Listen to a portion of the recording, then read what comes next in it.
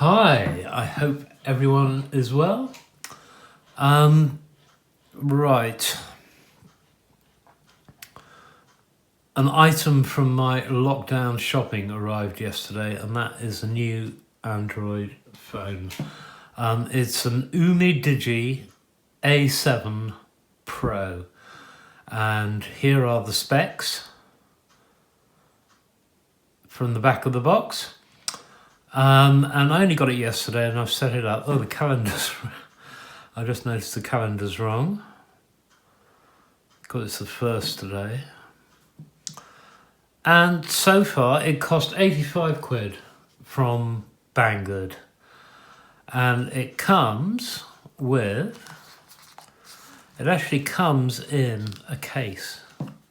A ready case, which is nice. Oops. Come on. And on the back, as you can see, we've got this rather nice blue effect. 4 cameras, which I'm going to be testing out later in this vid. I already did a couple of photos last night just as it was getting completely dark, comparing it to the iPhone. And put it like this, the iPhone won.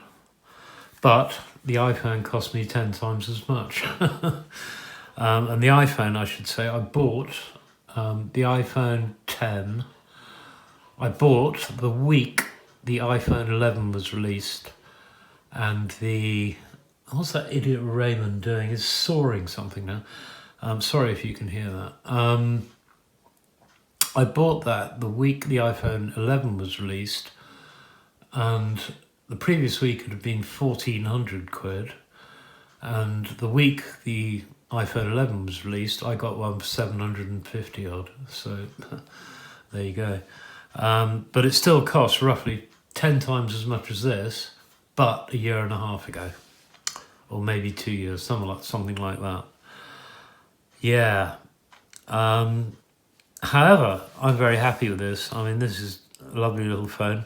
I just use Android phones. There's no SIM in this, and there's no SD card. It's a dual SD card.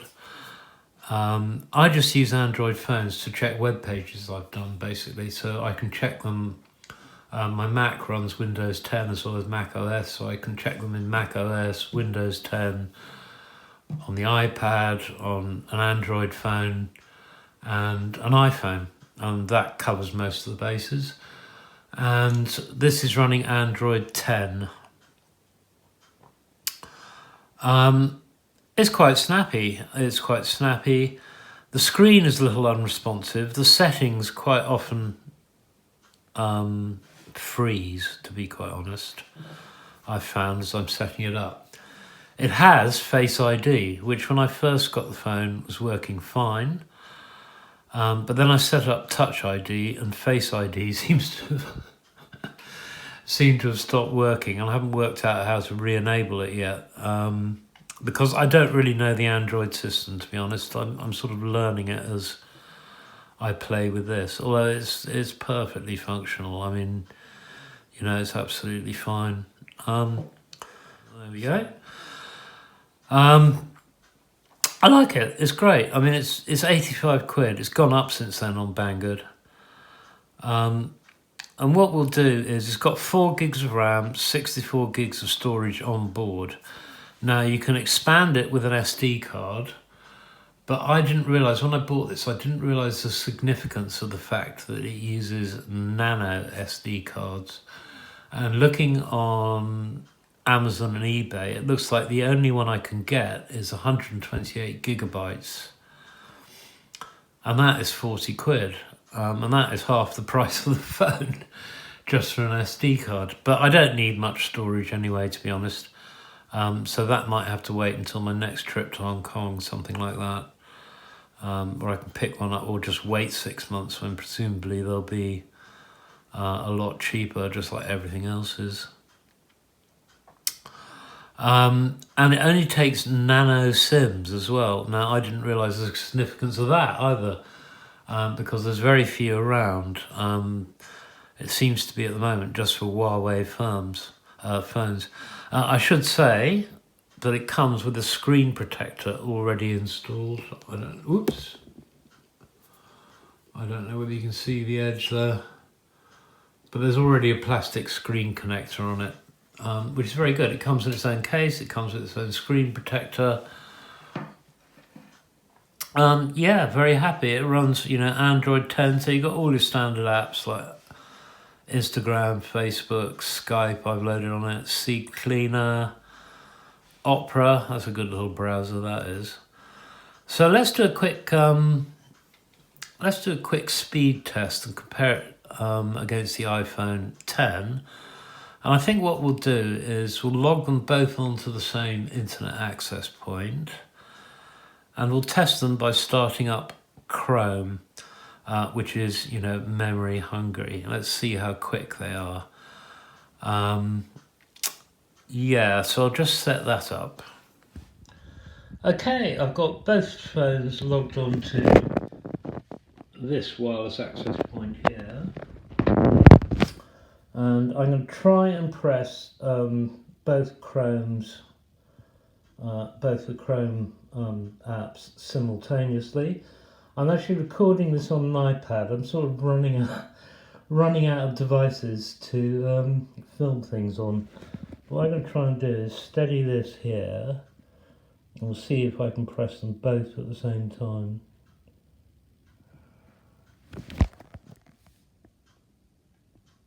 See, the iPhone, which is a year and a half or so older, is quicker. And the Umidigi, which is on the right here, is slower, even though it's got 4 gigs of RAM.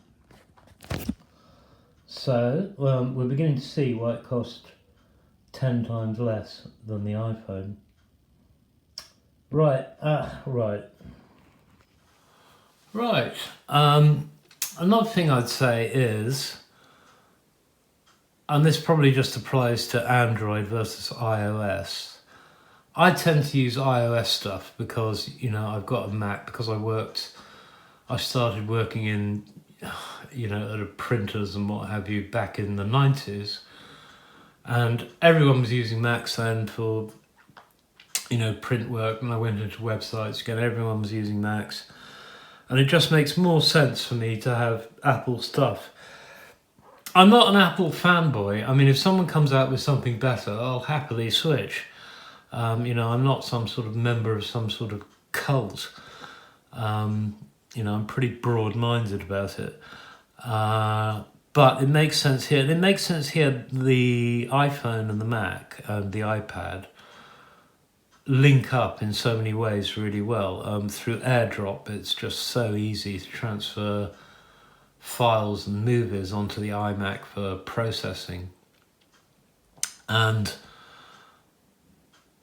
also, the mobile signal here in this house is very, very poor.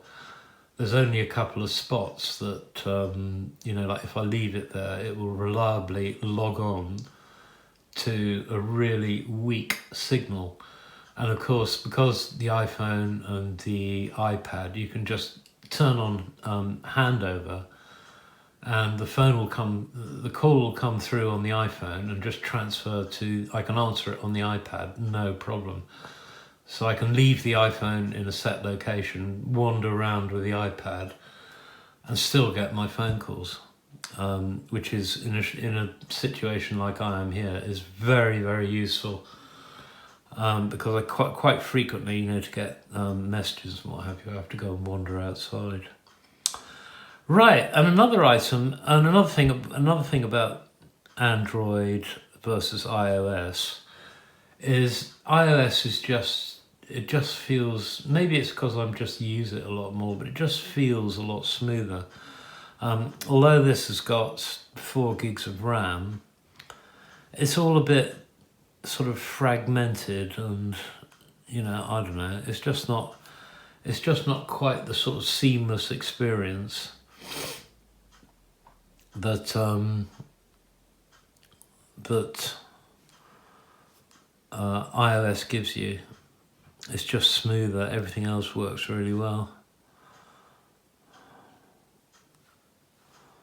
I don't want to log into Morrison's, thanks very much. Yeah, and this, of course, I miss some of the gestures. Like on this, we've got these virtual buttons down here where I can swipe things away. But on the iPhone, of course, you just have to swipe up on the screen and there we go. Maybe there's a way of doing that in Android. I don't know, because I don't know Android enough. I'll have to go into the settings a bit more in depth. Right, now what we're going to do is test. I'm very interested in the cameras on the back of here. And another of my lockdown purchases was this, the Marsoar Glide gimbal. Now, it's got a problem with the iPhone in that it works fine with the iPhone in portrait mode. It works absolutely fine. But if I turn it onto landscape, it comes at a very funny angle. And I'll just film, I've got the iPhone, I'm filming this with the iPhone. What I'm going to have to do is swap them around and I'll film what the Marsoar does with the iPhone. And believe me, I've configured it, set it up, a million times to try and overcome it. But it just doesn't work. So, or just doesn't work properly. It works fine, landscape, portrait mode, not so good. So I'll just stop this here and then I'll set up the Marsoar Glide with the iPhone and show you what I mean. Right, here is the iPhone in the Marsoar Glide. It is all hooked up and naturally someone's just started to saw. And what I'm going to do is change it over to portrait mode. Right, and as you can see, that is not vertical. And having put the Umidigi in it as well, it's something to do with the Marsoar. I've set it up a million times and it just won't do it. It's fine in portrait mode. Landscape mode. That is actually good and horizontal and it works fine. It just doesn't work over to portrait, which actually doesn't bother me that much because I don't do videos in portrait because no one should. It's crap. Have you seen how it looks on YouTube and what have you? Why bother? So I'm not too bothered, but it's definitely a full. It's something. Hopefully, there'll be a firmware upgrade to the Marsoar that fixes it. Right, another incredibly annoying thing about using the iPhone with the Marsoar Glide is that whenever I put it in, I always manage to turn the volume down to 0, and consequently, when I pull the file up, there's no audio, which is exactly what's happened here. So, hence, I am commenting as we go for a walk. And what we're going to do here is we're just going to go round the block and down an alleyway, covered alleyway, so that the light changes dramatically.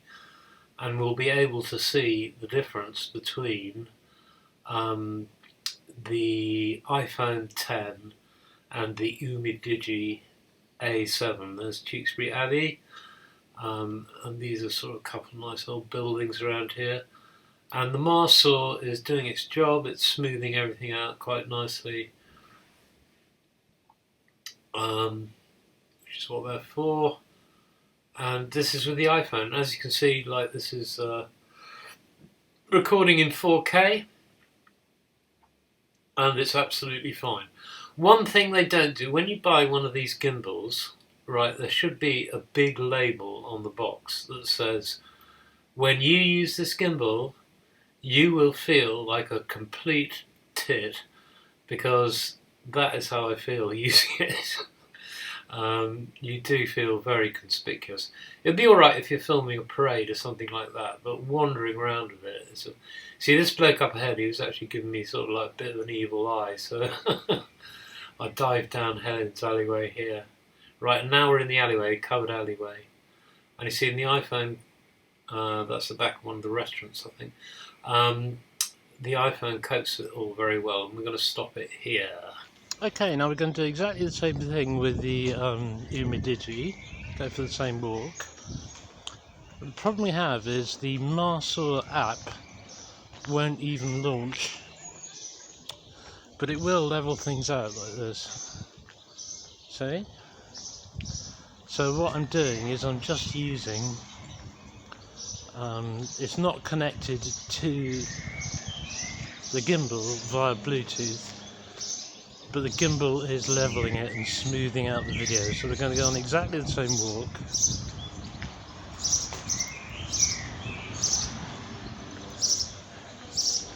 And so basically what it's doing is just pointing. I don't have any of the options I have if the app was running, so I can't pan, zoom and stuff.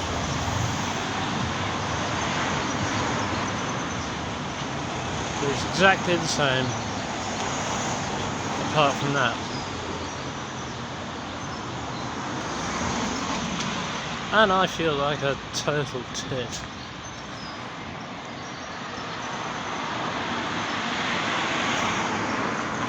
Chap coming, got to avoid him.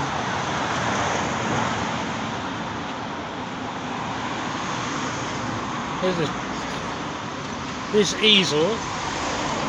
I spent about a bloody hour putting that together last month. And here's the alleyway. I'm going down the alleyway. I must admit, on the monitor it looks nice and bright.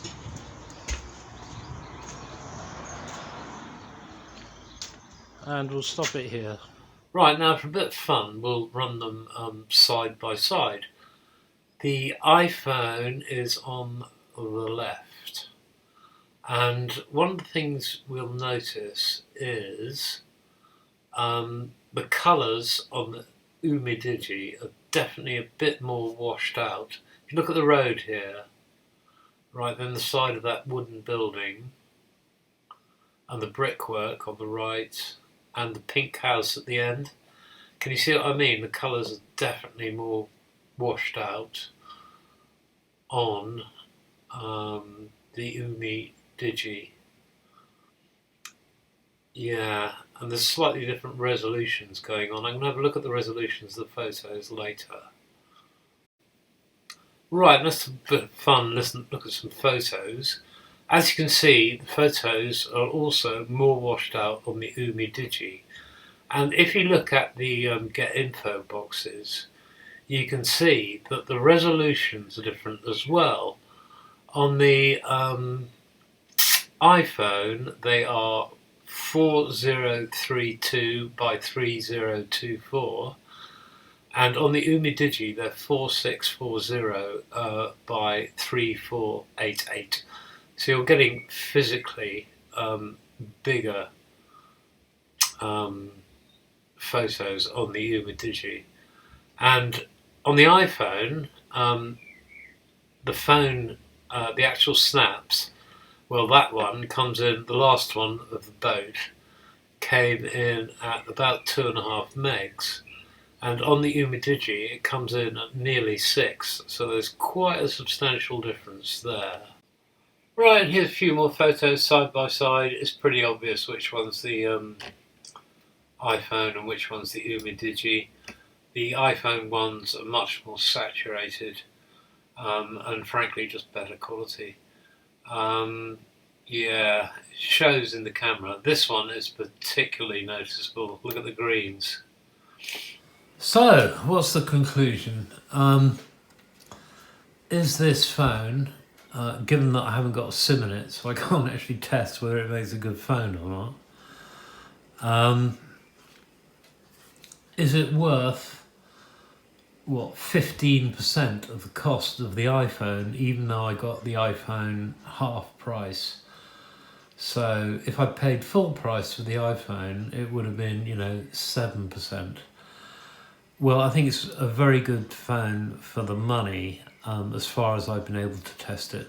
Let's give it the benefit of the doubt and say it works fine for phone calls, as indeed does the iPhone.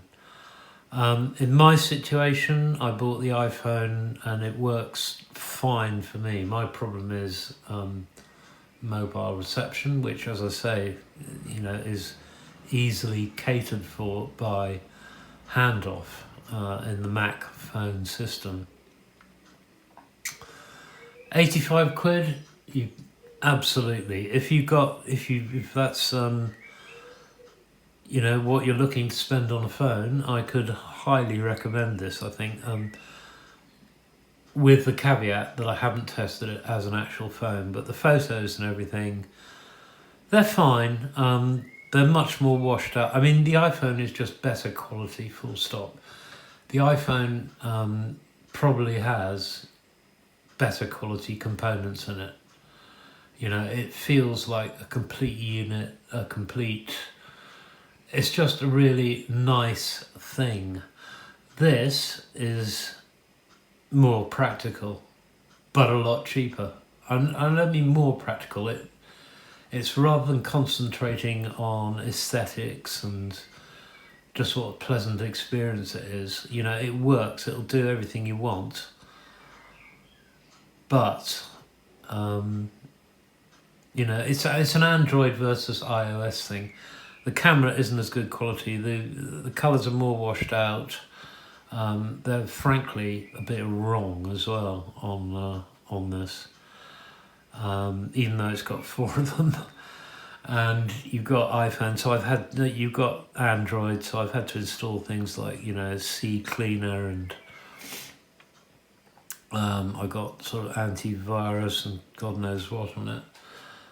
It's also like I was struggling to connect to get the photos of it into Windows or onto OneDrive. That meant OneDrive. That meant looking up my Microsoft, account details, and it was all a total pain in the arse. I've loaded that little app that claims to hook Android phones up to Mac OS. That didn't work either.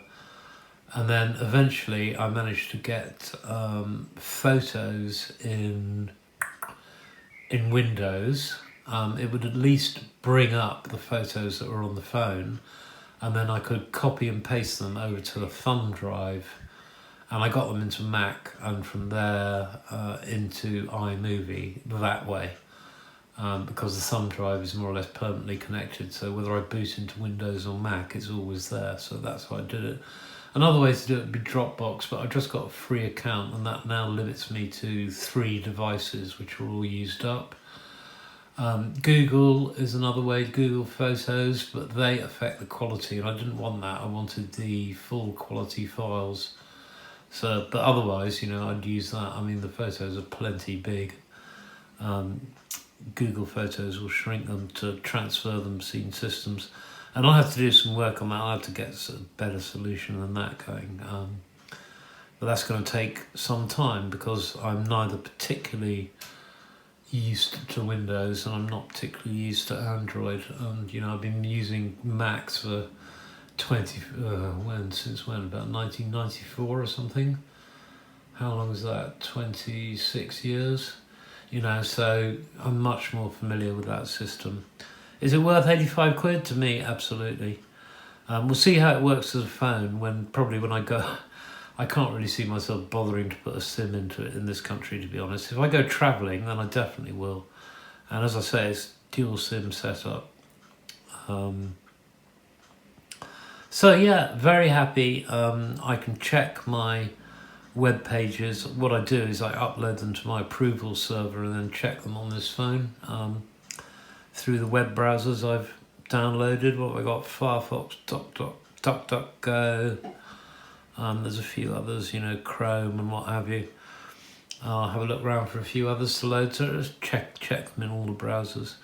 And as I've demonstrated, it is a bit slower, even though it's a much newer phone. But that's it. That's what you're paying for with Apple, is quality, basically. So, there we go. I hope you enjoyed this little review. Thanks very much indeed for listening. Or watching, rather. I always say listening, I don't know why. Thank you very much indeed for watching. I'll see you next time.